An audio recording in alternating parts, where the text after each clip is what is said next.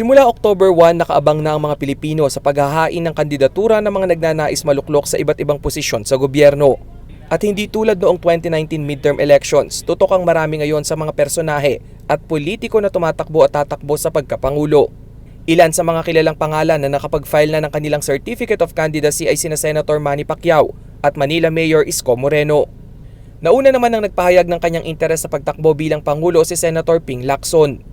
At nito lamang Martes, October 5, nagpahayag na rin ng kanyang planong pagtakbo bilang Pangulo ang dating senador at natalong Vice Presidential Candidate noong 2016 na si Bongbong Marcos. Si Bongbong Marcos o BBM ay ang pangalawang anak at uniko iho ng dating Pangulo at diktador na si Ferdinand Marcos.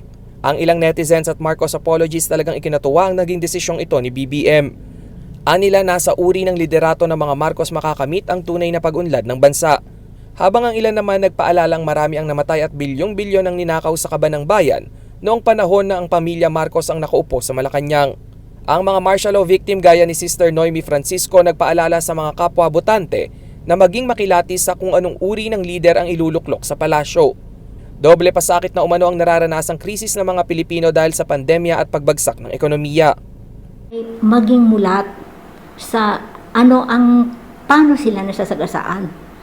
Paano sila aalis dito sa ganito nang hindi na aasa sa mga kung sinong mga big shot, kung sino mga nasa elite na magmamumuno sa kanila.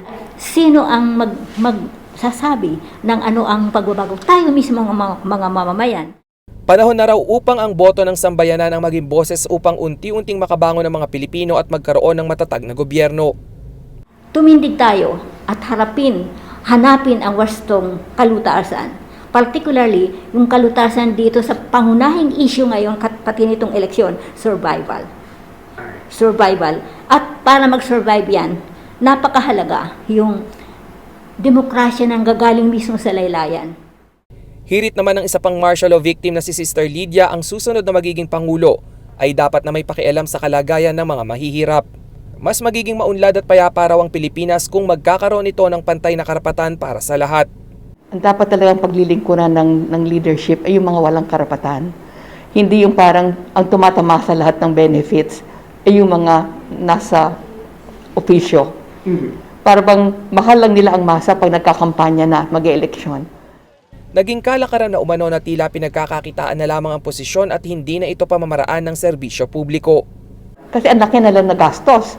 Huhututan na naman yung mga taong mawala. As of October 5, siyam na ang presidential aspirants na naghain ng kanilang COC sa tanggapan ng Commission on Elections. Tatagal ang filing at substitution of positions hanggang sa October 8.